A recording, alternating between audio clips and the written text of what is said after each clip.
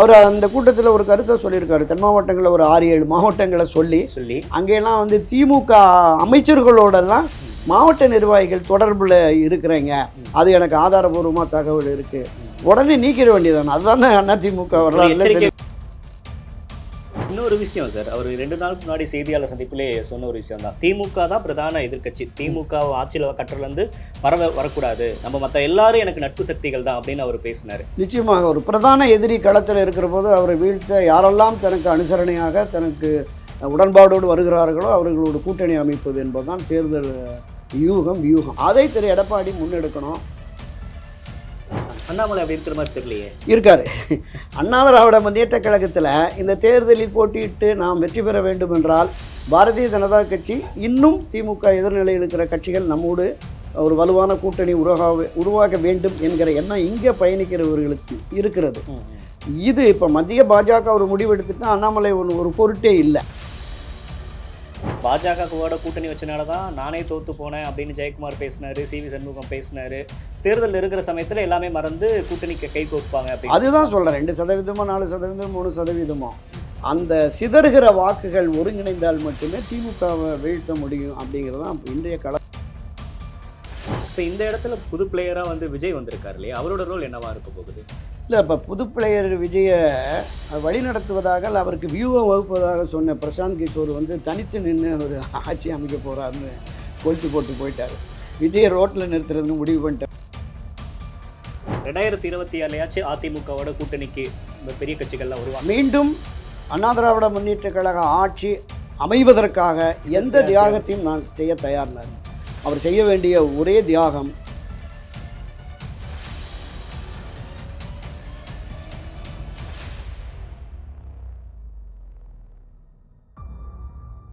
டிடிபேட் நேயர்களுக்கு வணக்கம். இன்றைய சிறப்பு நேர்காணலில் நம்மோடு இணைந்திருக்கிறார் மூத்த பத்திரிகையாளர் துரைக்கண்ணா அவர்கள். சார் வணக்கம். வணக்கம் சகோதரா. நேற்று அதிமுக தலைமை அலுவலகத்தில் 82 மாவட்ட நகர பகுதி செயலாளர்களோட மீட்டிங் வந்து நடந்துச்சு. அந்த மீட்டிங்கில் எடப்பாடி பழனிசாமி அவர்கள் நீங்கள் பூத் கமிட்டியில் வந்து இன்னும் ஸ்ட்ரென்தன் பண்ணணும், கூட்டணி பற்றி யாரும் வந்து பொதுவெளியில் பேசாதீங்க அப்படின்னு ரொம்ப காரசாரமாக பேசியிருக்காரு. அதில் நிறையா முன்னாள் அமைச்சர்கள் எல்லாமே கலந்துக்கிட்டாங்க. அதிமுக தேர்தல் வேலைகளில் மும்முரம் காட்ட தொடங்கிட்டாங்களா? அனைத்து இந்திய அண்ணா திராவிட முன்னேற்ற கழகத்தை பொறுத்தளவில் எந்த தேர்தல் ஆனாலும் சரி, சட்டமன்ற தேர்தல் ஆனாலும் நாடாளுமன்ற பொதுத் தேர்தல் ஆனாலும் எப்போதுமே முன்னோடும் குதிரையாகத்தான் அது இருக்கும். அவங்க தான் முதல்ல வேட்பாளர் பட்டியலை அறிவிக்கிறதாகட்டும், தேர்தல் பணிகளை தொடங்குவதாகட்டும், எதுலையுமே அவர்கள் தான் மரியாதைக்குரிய புரட்சியர் எம்ஜிஆர் காலத்திலும் சரி, அதை தொடர்ந்து செல்வி ஜெயலலிதா காலத்திலும் அந்த அணுகுமுறைகள் தான் இருந்தது. ஆனால் இப்போது அது ஒரு தொய்வில் தான் இருக்குது அப்படின்னு பார்ப்போம். ஏன்னா கடந்த 4 மாதங்களுக்கு முன்பே நாடாளுமன்ற பொதுத் தேர்தல் முடிந்த ஒரு வார காலத்திலேயே திமுக தலைவர் முதலமைச்சருமான திரு மு.க. ஸ்டாலின் 200+, இப்போ எப்படி 39 தொகுதிகளில் 100% வெற்றியை பெற்றோமோ அதே போல் எதிர்வரும் சட்டப்பேரவை பொதுத் தேர்தலும் இந்த வெற்றியை பெற்றாகணும் அப்படின்ட்டு ஒரு இலக்கை நிர்ணயிக்கிறாங்க. இலக்கை நிர்ணயித்த 1 மாத காலத்தில் 234 சட்டப்பேரவை தொகுதிகளுக்கும் பொறுப்பாளர்களை போட்டுறாங்க. உதயநிதி தலைமையில் தங்கம் தென்னரசு. ஆமாம், பொறுப்பாளர்கள் போட்டேன். அந்த பொறுப்பாளர்களுக்கு செலவு தொகையும் அனுப்பிச்சிடுறாங்க. பூத் கமிட்டி, பாக கமிட்டி, இதை தாண்டி நாடாளுமன்ற அந்த வட்டாரத்துக்குள்ள நாடாளுமன்ற தொகுதிக்குழு, அதை மேற்பார்வையிட அமைச்சர்கள் கொண்ட குழு அப்படின்னு சொல்லிட்டு திராவிட முன்னேற்ற கழகம் தேர்தல் பயணத்தில் பாதி தூரம் ஓடிடுச்சுங்கிற மாதிரி தான் இருக்குது. இப்போ இவங்க தான் ஓடலாமா வேண்டாமான்னு இப்போ மரியாதைக்குரிய எடப்பாடி பழனிசாமி வந்திருக்கிறார். இப்போ தான் கட்சியவே பலப்படுத்தணும், ஒற்றுமைப்படுத்தணும், தேர்தல் பணிகளை தொடங்கணும் அப்படிங்கிற மாதிரி தெருமுனை கூட்டம்னு தொடங்கியிருக்கிறார். ஒவ்வொரு மாவட்டத்திலும் உள்ள கள நிலவரங்களை ஆய்வு செய்வதற்காக முன்னணியினர், முன்னாள் அமைச்சர்கள், தலைமை கழக நிர்வாகிகள் போனாங்க. அங்கே என்ன நடந்தது நம்ம பார்த்தோம். அந்த கள ஆய்வில் என்ன தகவல்கள் கிடைச்சது, அதன் மூலமாக என்ன நடவடிக்கை அப்படிங்கிறதும் தெரியல. ஒவ்வொரு முறையுமே ஒவ்வொரு தேர்தல் தோல்விக்கு பிறகு அண்ணா திராவிட முன்னேற்ற கழகத்தில் அந்த தோல்விக்கான காரணம் என்ன என்பதை அலசி ஆராய்ந்து அது தொடர்பான நடவடிக்கைகளை கூட கட்சியில் எடுப்பாங்க. ஆனால் 2024 நாடாளுமன்ற பொதுத் தேர்தலுக்கு பிறகும் அந்த மாதிரியான ஒரு ஆய்வு நடக்கவே இல்லை. ஏன் இந்த தேர்தலில் தோற்றோம் என்ன அப்படின்னு. 2024 நாடாளுமன்ற தேர்தல் தோல்வியை நம்ம 26ஓட கம்பேர் பண்ண முடியுமா? ஏன்னா நாடாளுமன்ற தேர்தலில் வேற மாதிரி முடிவுகள் மக்கள் எடுப்பாங்க. சட்டமன்ற தேர்தல் அப்படின்னு வரப்ப அதிமுக இங்கே ஒரு வலுவான கட்சி இல்லை, அதை நம்ம குறைச்சி மதிப்பிடுற மாதிரி இல்லை, நிச்சயமாக அது ஒருபோதும் குறைத்து மதிப்பிட முடியாது. இது தொண்டர்கள் பலமிக்க கட்சி. நாடாளுமன்ற தேர்தலுக்கு ஒரு முடிவு வரும், சட்டமன்ற தேர்தலுக்கு ஒரு முடிவு வரும். அதுக்கு பல முன்னுதாரணங்கள் இருக்குது. 1980 மரியாதைக்குரிய புரட்சித் தலைவர் எம்ஜிஆர் முதலமைச்சராக இருக்கிற அந்த காலகட்டத்திலேயே ஆட்சி அதிகாரத்தில் இருந்தபோதே நாடாளுமன்ற தேர்தலில் 2 தொகுதிகளில் தான் வெற்றி பெற முடிஞ்சது. 6 மாதத்தில் நடைபெற்ற சட்டப்பேரவை தேர்தல் ஒரு மகத்தான வெற்றியை பெற்று மீண்டும் 2வது முறை ஆட்சி அமைச்சிட்டார். எனவே அதிமுகவில் அதை நான் சொல்லலை, அந்த ஒப்பீடே நான் போகலை. ஆனால் அப்போது ஏற்பட்ட சரிவு பின்னடைவு என்பது அதிமுக வரலாற்றில் இல்லாத அளவுக்கான ஒரு சரிவுனே சொல்ல மாட்டாரு எடப்பாடி பழனிசாமி. இல்லை, அவரே சொல்லியிருக்காரு. ஐடி விங் மீட்டிங்கில் 10% வாக்குகளை நம்ம இழந்திருக்கிறோம். எனவே இந்த 10% வாக்குகளை மீட்டெடுப்பதற்காக புதிய இளைஞர்களை கட்சிக்கு கொண்டு வாங்க அப்படின்லாம் பேசியிருக்காரு. அதுதான் யதார்த்தம். பொதுவெளியில சொல்றாரு 1% தான் குறைஞ்சிட்டோம், 2% அதிமுக அந்த மாதிரி தான் இருக்கு அப்படின்னு சொன்னாரு. ஆனால் யதார்த்தம் அப்படி இல்லை. 15 தொகுதிகளில் 3வது இடம், 6-7 தொகுதிகளில் கட்டுத்தொகை இழந்திருக்கிறது. அப்போ ஒரு சரிவு. நீங்கள் 2,06,00,000 பேருக்கு அட்டை கொடுத்துட்டோம், அவங்க எல்லாமே எங்கள் உறுப்பினர்கள்னு சொல்கிறாருல்ல. ஒரு 88-90 லட்சம் பேர் தான் ஓட்டு போட்டிருக்காங்க, 1 கோடி பேர் போடலை. நீங்கள் களத்தில் நாடாளுமன்ற தேர்தலாகட்டும் சட்டமன்ற தேர்தலாகட்டும், நீங்கள் தேர்தலில் இரட்டை இலை களத்தில் நிற்குதுன்னா தொண்டன் காடு வச்சிருக்கிற தொண்டன் போய் போடணும்ல, போடலை. அப்போ ஒரு பின்னடைவு சரிவு ஏற்பட்டிருக்கு. அதுதான் உண்மை. அவங்களுக்கு திமுகவை களத்தில் வீழ்த்துவதற்கான தீவிரத்தன்மையை, எதிர்ப்பு தீவிரத்தன்மையை இவர் ஊட்டலை கட்சி தலைமைக்கு. நீங்கள் சட்டமன்றத்திலும் சரி பொதுவெளிகளிலும் சரி, திராவிட முன்னேற்ற கழகத்துக்கு எதிரான ஒரு போராட்டம், ஆர்ப்பாட்டம், மறியல்னு சொல்லி ஏதாவது பண்ணிக்கிட்டே இருக்கணும்ல. கலைஞர் கருணாநிதி 77 தோத்தார், மீண்டும் 89, அந்த 13 ஆண்டுகள் கட்சியை உயிர் போட வச்சுருந்தார். ஒவ்வொரு நாளும் ஏதாவது ஒரு போராட்டம், ஆர்ப்பாட்டம், கூட்டங்கள் அது இதுன்னு இருக்குது. இப்போ அந்த மாதிரியான ஒரு அணுகுமுறை நிலைப்பாடு இல்லை அப்படிங்கிறது தான். இப்போ நேற்றைய அந்த காணொலி காட்சி மீட்டிங்கில் கூட பார்த்தீங்கன்னா அவங்கள பேச விடணும். என்ன கள யதார்த்தம் என்ன, இங்கே என்ன மாதிரி இருக்குது என்ன அப்படிங்கிறது பேசணும்.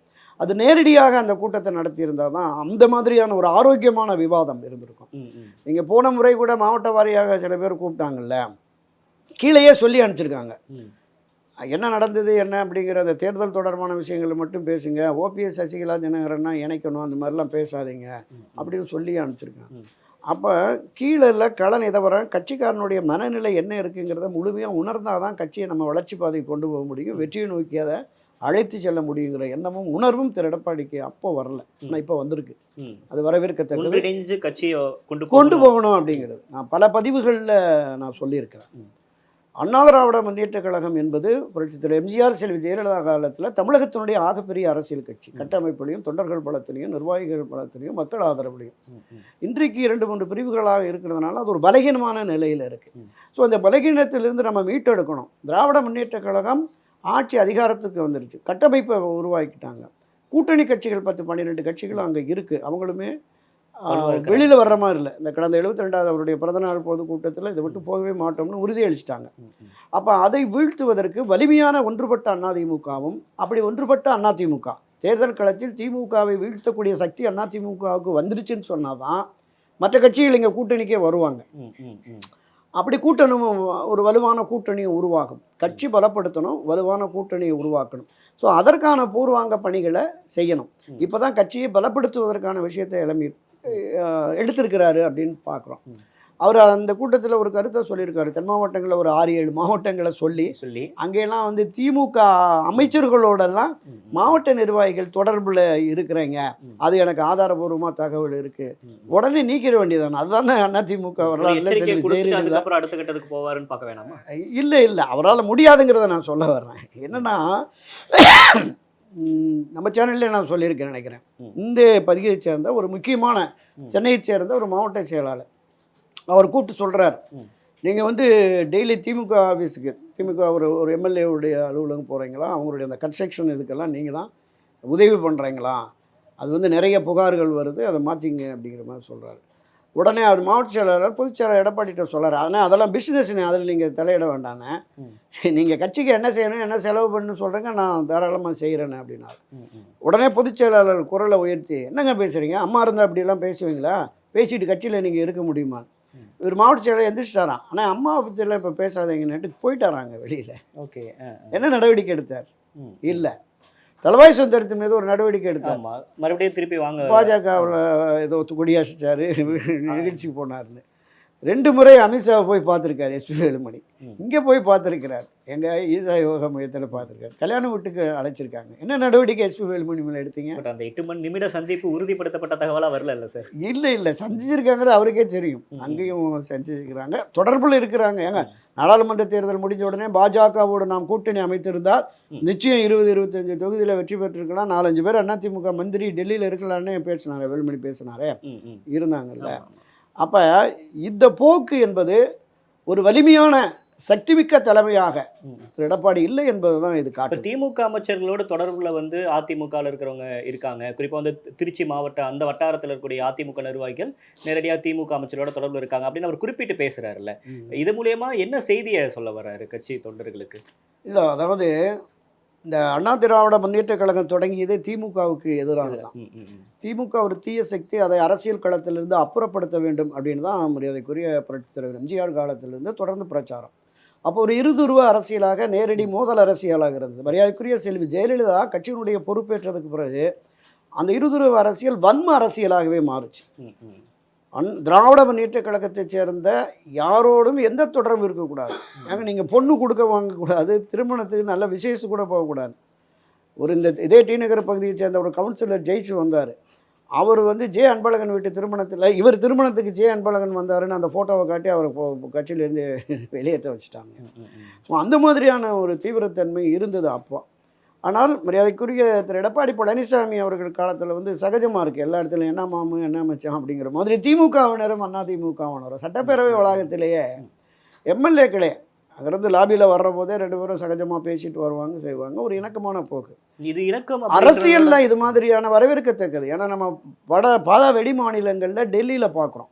ஆனால் தமிழ்நாட்டை பொறுத்த அளவில் அது ஒரு வித்தியாசமாக தான் இருந்தது. திமுக vs அதிமுக என்பது, இந்த இருதுருவ அரசியல் என்பது நான் குறிப்பிட்டது மாதிரி காலப்போக்கில் ஒரு வன்ம அரசியலாக மாறினது. அது மீண்டும் இப்போ ஒரு சகஜ நிலைக்கு வந்துருச்சு அப்படின்னு தான். இப்போ 10 ஆண்டுகள் அண்ணா திராவிட முன்னேற்ற கழகம் ஆட்சி அதிகாரத்தில் இருந்தது. அந்த ஆட்சி அதிகாரத்தில் இருந்த காலத்தில் திராவிட முன்னேற்ற கழகத்தினால் 1-2 பேர் இவர்களோட தொழில்முறை உறவுகள்லாம் வச்சுருந்துருக்கிறாங்க. இலைமறை காயாக இருந்தது. இப்போ ஆட்சி மாற்றம் ஏற்பட்டதற்கு பிறகு அது வெளிப்படையாகவே பலரோடு தொழில்முறை கூட்டணி இருக்காங்க அப்படிங்கிறது தெரியுது அவங்களுக்குமே. அவரும் 4.5 வருஷம் முதலமைச்சராக இருந்தவர், இன்றைக்கும் பிரதான எதிர்க்கட்சி தலைவர். நிறைய ஆதாரங்கள் எல்லாமே கிடைக்கும். தனிப்பட்ட முறையில் அவர் ஏதாவது பேசி அவங்கள சமாதானப்படுத்தி கட்சியில் தொடர வைக்க முடியுமா அப்படிங்கிறது முடியாது. அப்படிங்கிறதுனால தான் இதை நான் சொன்னேன்ல, சென்னையை சேர்ந்த மாவட்ட செயலாளர்னு. அதனால் அவங்க அந்த மாதிரி இருப்பாங்கன்ட்டு இப்போ வெளிப்படையாக ஒரு அறிவிப்பை வெளியிட்டிருக்கிறாரு. இதன் மீது உரிய நடவடிக்கை எடுத்து, ஏன்னா அந்த 15 தொகுதி 3வது இடம் 7 தொகுதியில் கட்டுத்தொகை இழந்திருக்கிற போது அந்த மாவட்ட செயலாளரை கூப்பிட்டு எச்சரித்து மாற்றியிருக்கணும். சரியா இல்லைங்கிற போது புதியவர்களை களம் இறக்கி அடுத்த வெற்றிக்கான இதுகளை பண்ணலை. அப்போ இந்த போக்கு என்பது எல்லோருடையுமே ஒரு என்னன்னா ஒரு கட்டுப்பாடற்ற தன்மை, தலைமைக்கு கட்டுப்பாடற்ற ஒரு போக்கு உருவாகிருச்சு அப்படிங்கிற மாதிரி தான் நம்ம பார்க்குறோம். இன்னொரு விஷயம் சார், அவர் 2 நாளுக்கு முன்னாடி செய்தியாளர் சந்திப்பிலே சொன்ன ஒரு விஷயம் தான், திமுக தான் பிரதான எதிர்க்கட்சி, திமுக ஆட்சியில் கட்டுறதுலேருந்து வரக்கூடாது, நம்ம மற்ற எல்லாரும் எனக்கு நட்பு சக்திகள் தான் அப்படின்னு அவர் பேசினார். அவர் பேசினது அண்ணாமலை வரவேற்றார். அதுக்கப்புறம் இன்னைக்கு சீமான் கூட வரவேற்றிருக்காரு. திமுக எதிர்க்கணும் அப்படின்னு எடப்பாடி பழனிசாமி சொன்ன கருத்தை வரவேற்கிறேன் அப்படின்னு இருக்காங்கல்ல. அப்போ திமுக எதிர்ப்பை இன்னும் தீவிரப்படுத்துறாரா? மற்ற எல்லா கட்சிகளும் நேச கட்சிகள் தான் அப்படின்றத சொல்ல வராரா? நிச்சயமாக ஒரு பிரதான எதிரி களத்தில் இருக்கிற போது அவரை வீழ்த்த யாரெல்லாம் தனக்கு அனுசரணையாக தனக்கு உடன்பாடோடு வருகிறார்களோ அவர்களோடு கூட்டணி அமைப்பது என்பதுதான் தேர்தல் வியூகம். வெற்றி தான் இலக்கு. அப்போ பிரதான எதிரியாக திராவிட முன்னேற்ற கழகத்தை அடையாளப்படுத்துகிற பொழுது அதே மனநிலையில் இருக்கிற திமுக எதிர்ப்பு மனநிலையில் இருக்கிற 4 சக்திகள் 4 பிரிவுகளாக போட்டியிட்டால் அவங்களுக்கு ஆதரவு நிலை ஒன்றா போயிடும். எதிர்த்து 4 பகுதியாக போகிற போது ஈஸியாக திமுக வெற்றி பெற்றுட்டு போயிடும். அப்போ ஒற்றை இலக்கு என்பது திமுகவை வீழ்த்த வேண்டுமென்றால் திமுக எதிர் மனநிலையில் உள்ள அரசியல் கட்சிகளை இந்த தேர்தலில் ஒருங்கிணைக்க வேண்டிய, உடன்பட்டு தேர்தல் உடன்பாடு கொள்ள வேண்டிய கட்டாயம் திரு எடப்பாடி பழனிசாமிக்கு இருக்குது. உதாரணம் சொல்கிறேன், 1967 காமராஜ் 52, 57, 62ன்னு காங்கிரஸ் தொடர்ந்து ஆட்சி அதிகாரத்தில் இருக்குது. திராவிட முன்னேற்ற கழகம் 18 ஆண்டுகளாக போராடுகிறது 3-4 தேர்தலில். இனி தனித்து வெற்றி காண முடியாது என்பதால் எதிர் முகாம்களில் இருந்த சுந்தராமுடைய ராஜாஜி, நம்ம Ma Po Sivagnanam, Quaid-e Millathu, CBI, CPM, forward block அப்படின்னு எதிர் நிலைப்பாட்டில் ஒரு நவகிரகங்கள் போல இருந்த கட்சிகளை எல்லாம் ஒருங்கிணைத்து தான் ஒரு வெற்றியை பெற முடிந்தது. இப்போ அதே மாதிரியான ஒரு நிலை வரணும். பிரதான எதிரியை வீழ்த்துவதற்கு அந்த எதிரியை வீழ்த்தக்கூடிய மனநிலையில் உள்ள மற்ற கட்சிகள் ஒருங்கிணைய வேண்டும் என்பதுதான் ஒரு அடிப்படை தத்துவமாக இருக்கிறது. அதை திரு எடப்பாடி முன்னெடுக்கணும். பாரதிய ஜனதா கட்சியினுடைய மத்திய தலைமையானாலும் மாநில தலைமையானாலும் அதிமுகவோடு உடன்பட்டு தேர்தலை காண வேண்டும் என்கிற மனநிலையில் இருக்கிறாங்க. அண்ணாமலை அப்படி இருக்கிற மாதிரி தெரியலையே. இருக்காரு. அண்ணா திராவிட முன்னேற்ற கழகத்தில் இந்த தேர்தலில் போட்டியிட்டு நாம் வெற்றி பெற வேண்டும் என்றால் பாரதிய ஜனதா கட்சி இன்னும் திமுக எதிர்நிலையில் இருக்கிற கட்சிகள் நம்மோடு ஒரு வலுவான கூட்டணி உருவாக வேண்டும் என்கிற எண்ணம் இங்கே பயணிக்கிறவர்களுக்கும் இருக்கிறது. இது இப்போ மத்திய பாஜக ஒரு முடிவு எடுத்துட்டா அண்ணாமலை ஒரு பொருட்டே இல்லை. எப்போவுமே தேசிய கட்சிகளுக்கு அது காங்கிரஸ் ஆனாலும் பாரதிய ஜனதா கட்சி ஆனாலும் இங்கே எதிர் நிலைப்பாட்டில் இருப்பாங்க. டெல்லி ஒரு முடிவு எடுத்துட்டா கரம் கோத்துருவாங்க. ஸோ அந்த மாதிரி டெல்லி அதை விரும்புகிறது. அப்படி அதிமுக உங்களோடு நிச்சயம் இருக்கும் என்கிற உறுதிப்பாட்டை திரு வேலுமணி போன்றவர்கள் சொல்லி இருக்கிறதாகவும் சொல்கிறாங்க. நான் தான் சொல்கிறேன், அரசியலில் நிரந்தர நண்பனும் இல்லை, நிரந்தர பகைவனும் இல்லை. யாரோடும் கொள்கை லட்சியம் எதுவுமே தேவையில்லை. ஆனால் அண்ணாமலை எடப்பாடி பழனிசாமி நிரந்தர நண்பர்களாக இருந்ததா தெரியலையே சார் அரசியல் வரலாற்றில் பார்க்குறப்ப. இல்லை, அதாவது அரசியலில் இப்போ கொங்கு மண்டலத்தில் ஒரு வலிமை மிக்க தலைவராக எடப்பாடி உருவாகி வருவதை அண்ணாமலை விரும்பவில்லை அப்படின்னு அவரை சார்ந்தவர்களும் மற்றவர்களும் பேசுகிறாங்க. ஆனால் அவர் ஒரு மாநில தலைவர் தான். ஆமாம், அவரது தேசிய கட்சி ஒரு முடிவெடுத்து அண்ணா திராவிட முன்னேற்ற கழகத்தோடு கூட்டணி சேருவதற்கு திரு அண்ணாமலை தடையாக இருக்கிறார்னா அவரை வெளியேற்று கூட பண்ணுவாங்க. அதில் எந்த மாற்று கருத்துமே இல்லை. திரு அண்ணாமலையும் உடன்பட்டு செல்லுகிறார் என்கிற நிலைப்பாட்டை அவர் எடுக்கிற பொழுது தாராளமாக நீங்கள் எத்தனை எதிர் நிலைப்பாட்டில் இருந்தாலும் அதுக்கும் ஒரு உதாரணம் சொல்கிறேன். மரியாதைக்குரிய கலைஞர் கருணாநிதி இருந்தபோது அந்த 76-79 காலகட்டங்களில் ராட்சசி அரைக்கி பெண் ஹிட்லர்லாம் மரியாதைக்குரிய பாரத பிரதமர் முன்னாள் பாரத பிரதமர் இந்திரா காந்தி விமர்சித்தார். 79-80 என்ன சொன்னார்? நேருவின் மகளே வருக, நிலையான ஆட்சி தருகன்னு கரங்கொத்து வெற்றி பெற்று போயிட்டார். அப்படியே வாங்க, பாரதிய ஜனதா கட்சிக்கு எதிராக பண்டாரம் பரதேசி, இது இந்தியாவை அழிக்க வந்த ஆக்டோபஸ் கட்சி அப்படிலாம் விமர்சனம் பண்ணிட்டு அப்புறமா நாங்கள் குறைந்தபட்ச செயல் திட்டத்தோடு போய் ஆதரிக்கிறோன்னு சொல்லிட்டு அவங்களையும் ஆதரித்து வேண்டிய இலாக்காக்களை பற்றி முன்னிலையாக இருந்தார். எனவே அரசியலில் எதுவும் நிரந்தரமில்லை. எது வேண்டுமானாலும் எப்போது வேண்டுமானாலும் நடக்கலாம். இப்போ பாஜகவோட கூட்டணி வச்சனால தான் நானே தோற்று போனேன் அப்படின்னு ஜெயக்குமார் பேசினார், சிவி சண்முகம் பேசினார், நோட்டாவை தாண்டாத கட்சி அப்படின்னு என்ன விமர்சனங்கள் வச்சுருந்தாலும் தேர்தல் இருக்கிற சமயத்தில் எல்லாமே மறந்து கூட்டணிக்கு கை கோர்ப்பாங்க அப்படின்னு. அதுதான் சொல்கிறேன், 2%, 4%, 3%. அந்த சிதறுகிற வாக்குகள் ஒருங்கிணைந்தால் மட்டுமே திமுகவை வீழ்த்த முடியும் அப்படிங்கிறது தான் இன்றைய கள யதார்த்தம். நான் முதல்ல குறிப்பிட்டது மாதிரி திமுக எல்லா வேலைகளையும் பண்ணி இறங்கிட்டாங்க முழுசாக. இப்போ இங்கே தனித்தனியாக 3-4 அணிகள் வருகிற பொழுது நிச்சயமாக வெற்றி சாத்தியமே இல்லை. ஒருங்கிணைந்து ஒரு வலிமையான எம்டிஏ அணியில் இருக்கிற அரசியல் கட்சிகளும் அதிமுகவோடு பயணிக்கிற அரசியல் கட்சிகளும் ஒருங்கிணைகிற பொழுது பாமக, தேமுதிக இருக்கிற சிறிய கட்சிகள் ஒருங்கிணைகிற பொழுது ஏற்கனவே இப்போ ஒரு 20-24% பார்லிமெண்ட்டில் அவங்க ஒரு 18-19% பாஜக இருக்காங்க. ஸோ அப்போவே இதுவே ஒரு 40-42% வருது. அவங்க ஒரு 50-52% வரைக்கும் அந்த திமுகவில் இருக்குது. இந்த 5 ஆண்டுகள் ஆட்சியினுடைய அந்த அதிருப்தி இருக்குல்ல, பொதுமக்கள் மத்தியில் அரசு ஊழியர், ஆசிரியர், டாக்டர், நர்சஸ் எல்லா தரப்புமே போராட்டக்களத்தில் இருக்கிறாங்க. ஸோ அவங்களும் இந்த ஆட்சி மாற்றம் வந்தால் நல்லது என்று எதிர்பார்க்குற ஒரு 10-15% பொதுமக்கள் அவங்க இந்த அரசியல் கட்சியினுடைய வாக்குகளோடு சேர்த்து வர்ற போது ஆட்சி மாற்றத்துக்கு நிறைய வாய்ப்பு இருக்கிறதா நான் பார்க்குறேன். இப்போ இந்த இடத்துல புது பிளேயராக வந்து விஜய் வந்திருக்காரு இல்லையா, அவரோட ரோல் என்னவா இருக்க போகுது? இல்லை, இப்போ புது பிளேயர் விஜயை வழி நடத்துவதாக இல்லை அவருக்கு வியூவை வகுப்பதாக சொன்ன பிரசாந்த் கிஷோர் வந்து தனித்து நின்று ஒரு ஆட்சி அமைக்க போகிறாருன்னு கொளுத்து போட்டு போயிட்டார். விஜயை ரோட்டில் நிறுத்துறதுன்னு முடிவு பண்ணிட்டாரோ என்னமோன்னு நினைக்கிறேன். ஏன்னா விஜயனுடைய அரசியல் பலம், அவருடைய வாக்கு சதவீதம் என்பது அவருடைய ரசிகர்கள் மட்டும்தான். அவருக்கு ரசிகர்கள் மற்ற அரசியல் கட்சியில் இருக்கிறாங்க. இன்றைக்கி தாவேக்காவில் இணைந்து பொறுப்புகளில் வாங்கியிருக்கிற அந்த ரசிகர் மன்ற நிர்வாகிகள் மட்டும்தான் ஓட்டு போடுவான். மற்ற ரசிகர் மன்ற நிர்வாகிகள் வெளியில் இருக்கிறவங்க வெளில வந்துடுவான். இந்த ஸ்விங் ஓட்டர்ஸ் இருப்பாங்க. இல்லை அந்த மாதிரியான நீங்கள் ஒவ்வொரு அரசியல் கட்சியிலும் தேர்தல் என்று வந்து விட்டால் அந்த அரசியல் கட்சிகளுக்கு தான் வாக்களிப்பாங்க. உதாரணத்துக்கு இப்போ சீமானு எடுத்துங்க, ஒவ்வொரு முறையும் 2%, 3%, 4% வர்ற போது அவருக்கான அந்த இளைஞர்கள் ஆதரவு பொது வெளிகளில் இவருடைய அந்த பேச்சால் ஈர்க்கப்பட்டவர்கள் ஒரு தமிழ் தேசியம் பேசுகிறாரு அவருக்கு ஆதரவு தெரிவிப்போம் அப்படிங்கிறவங்க போவாங்க. திரு விஜயகாந்த் அவர்கள் கட்சி ஆரம்பித்த போது அவருக்கு ஒரு சமுதாய பின்னணி இருந்தது. அதை தாண்டி ரசிகர்களும் ஒரு கட்டமைப்பை உருவாக்கியிருந்தாங்க. அந்த ரசிகர் மன்றம் இருக்கிற போதே ரசிகர் மன்றத்திற்குன்னு தனி அமைப்பு, தனி கொடிகளெல்லாம் உருவாக்கி ஒரு வலிமையான கட்டமைப்பை கொண்டு வந்தார். திரு விஜய் அவர்கள் இன்னும் அந்த அளவுக்கு வலிமையான கட்டமைப்பை உருவாக்கலை. போட்டிருக்காரு, நிர்வாகிகள் அங்கங்கே போட்டிருக்காரு. அதுலேயுமே நிறைய குளறுபடி இருக்கிறதாக நமக்கு வருது. இந்த தமிழ்நாட்டில் இருக்கிற அந்த 12,600க்கும் மேற்பட்ட வருவாய் கிராமத்துக்கு உட்பட்ட கிட்டத்தட்ட 1.25 லட்சம் கிளைகள் இருக்குது, கிராம கிளைகள். ஒரு வருவாய் கிராமத்துக்கு உட்பட்டு 10-12 கிளைகள்லாம் இருக்குது. இந்த 1.25 லட்சம் இந்த கிளைகளை உருவாக்கி இதை தாண்டி கிட்டத்தட்ட ஒரு 540 பேரூராட்சிகள், 172 நகராட்சிகள், ஒரு 20-24 மாநகராட்சிகள், இதுக்கு உட்பட்ட வார்டுகள்னு இருக்குல்ல, லட்சக்கணக்கான போஸ்டிங் இருக்குது. ஒவ்வொரு இப்போ சென்னையிலே 200 கவுன்சிலர், 200 வார்டு இருக்குது. அதில் இந்த 200 வட்டத்துலேயும் ஏபி கிழக்கு மேற்குன்னு ஒரு 400-500 வட்டங்கள் இருக்கும். இதுதான் கட்டமைப்பு. இதுதான் பிரச்சாரம் பண்ணி வாக்குகளை கொண்டு வரும். இந்த கட்டமைப்பு திரு விஜய்க்கு இன்னும் உருவாக்கவில்லை. எனவே அவர் எதிர்பார்க்கிற அளவுக்கு ஒரு பெரிய வெற்றியை பெற முடியாது. 118 இடம் தனியாக ஜெயிச்சு வந்துடுவாருன்ட்டு தெரியாது. தமிழகத்தினுடைய கள நிலவரம் என்று பிரசாந்த் கிஷோருக்கு தெரியாது. ஏதோ அவங்க வியூகம் வகுக்கிறேன்னு வந்து எதையும் சொல்லிட்டு போகிறாரு. தனித்து நின்றால் என்னுடைய கணிப்பு என்பது அதிகபட்சம் ஒரு 4-6% வாக்குகளை பெறலாம் திரு விஜய் அவர்கள். அதுதான் அவருடைய பலம். இன்னொரு நேற்று மீட்டிங்கில் பேசுகிறப்ப இன்னொரு முக்கியமான விஷயத்தை எடப்பாடி பழனிசாமி அவர்கள் குறிப்பிடுறாரு. செந்தில் பாலாஜியோட அந்த ஒரு நகர்வு கொங்கு மண்டலத்தில் அதிமுகவுக்கு ஒரு பெரிய பின்னடைவாக போகுது அப்படின்ற மாதிரி செந்தில் பாலாஜி குறிப்பிட்டு, குறிப்பாக எம்ஆர் விஜயபாஸ்கர்கிட்ட நீங்கள் வேலை பாருங்கள், நம்ம வந்து என்னதான் செந்தில் பாலாஜியோட அங்கே ஆதிக்கம் இருந்தாலும் அதை மீறி நீங்கள் வந்து வெற்றி பெறணும் அப்படின்லாம் குறிப்பிட்டு பேசுனதாக தகவல் இருக்குது. செந்தில் பாலாஜி ஒரு முக்கியமான ஃபேக்டராக இருக்காரா அந்த கொங்கு மண்டலத்தில் பொறுத்த வரைக்கும்? இல்லை, அரசியல் களத்தில் செந்தில் பாலாஜி ஒரு சாமர்த்திய சாகச சாதுரிய அரசியல்வாதியாக தான் இதுவரையும் அடையாளப்படுத்திட்டு இருக்கிறார்.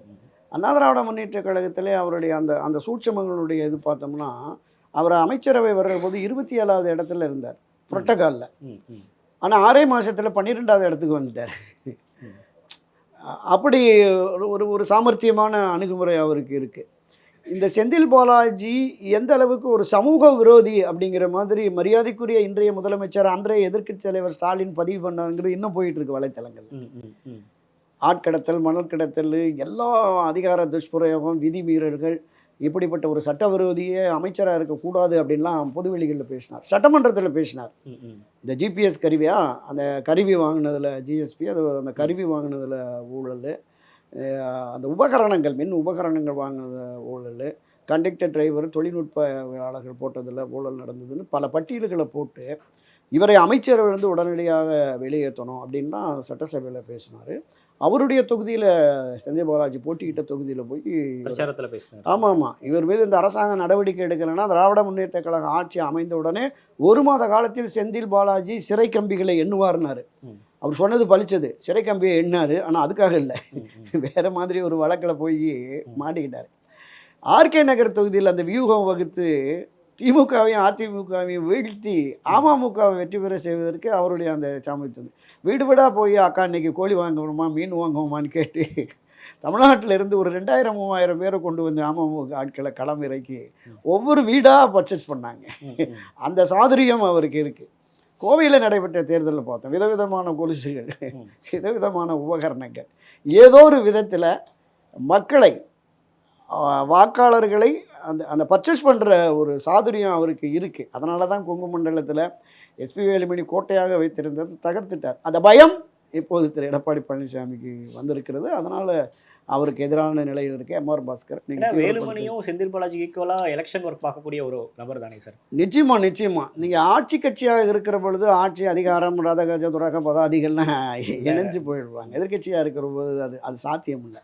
எனவே அந்த சாதுரியத்தை அவர் செந்தில் பாலாஜி கையில் எடுத்து போயிருக்கார். நம்ம பார்க்குறோம், இவ்வளவு சீனியர் பூரா கடுமையாக எதிர்த்தாங்க. எப்படிங்க ஒரு முக்கிய இலாக்காவை இப்போ தான் வந்திருக்காங்க கட்சிக்கு, அவன்கிட்ட போய் ஈபியும் வருமானம் வரக்கூடிய இதுன்னு, வருமானம் தான் இலக்கு, ஏன்னா தேர்தல் வெற்றி தோல்வியை தீர்மானிப்பது பணம் தான் அப்படின்னு கடந்த 80-90களுக்கு பிறகு ஆயிடுச்சு. வெளிப்படையாகவே நீங்கள் பக்கத்து கிராமத்துக்கு பணம் கொடுத்துட்டான், வேட்பாளர் என் கிராமத்துக்கு வரலன்னு சாலை மறியல் பண்ணதெல்லாம் நம்ம பார்த்தோம். எப்படி போயிடுச்சு ஜனநாயகம். அப்போ இந்த நிலை என்பது தொடர்கிற வரையில் நம்ம எதையுமே, யார் இந்த வல்லான் வகுத்ததே வாய்க்காலுங்கிற மாதிரி நிலைமை போயிடுச்சு. மிக துரதிருஷ்டவசமான நிலை. இதெல்லாம் மாற்றணும்னா மக்களும் அதிகாரிகளும் அரசியல்வாதிகளும் ஒரு வேள்வியாக எடுத்து இது மாதிரி கூடாது, ஜனநாயகத்தில் இது ஒரு மோசமான நிலை அப்படிங்கிற மாதிரி அது அவங்களே ஒரு சுய இதை எடுத்தால் தான் தீரும். இல்லைன்னா இதுதான் இப்போ தமிழகத்தினுடைய அரசியல் என்பது தமிழகம் மட்டும் இல்லை, இந்தியாவில் பல மாநிலங்களில் அரசியல் வெற்றி தோல்வி என்பதும் அரசியலே ஒரு வர்த்தக சூதாட்டக்களமாக மாறிடுச்சு என்பதை நான் வேதனையோட பதிவு செய்கிறேன். இறுதியாக ஒரு கேள்வி சார். 2026 சட்டமன்ற தேர்தலுக்கு இன்னும் 1 வருடம் தான் இருக்கு. நாடாளுமன்ற தேர்தல் அப்ப நாமக்கல் நடந்த ஒரு மே இதில் மேடையில எடப்பாடி பழனிசாமி அவர்கள் மெகா கூட்டணி அமைக்கப்படும் அப்படின்னாரு. பட் அது அமையல. இப்ப 2026லயும் அதை நோக்கி பேசுறாரு. கூட்டணி பத்தி நான் பார்த்துக்கிறேன். நீங்க களத்துல இறங்கி ஒர்க் போட்டு பாருங்க அப்படின்னு தொடர்ந்து பேசிட்டு இருக்காரு. 2026லயாச்சும் அதிமுகவோட கூட்டணிக்கு பெரிய கட்சிகள்லாம் வருவாங்களா? கடந்த ஒரு மாதத்துக்கு முன்பு ஒரு பேட்டியில் சொன்னார், மீண்டும் அண்ணா திராவிட முன்னேற்ற கழக ஆட்சி அமைவதற்காக எந்த தியாகத்தையும் நான் செய்ய தயார்னார்.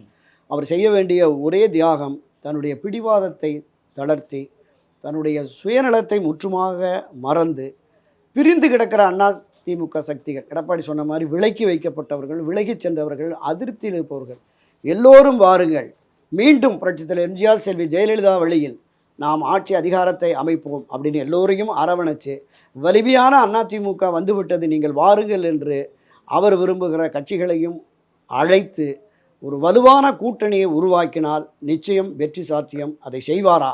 பொறுத்திருந்து பார்க்கலாம். என்ன நடக்குது அப்படின்றத பொறுத்து பார்க்கலாம் சார். நேரம் கொடுத்தமைக்கு நன்றி. தேங்க்யூ. நன்றி, வணக்கம்.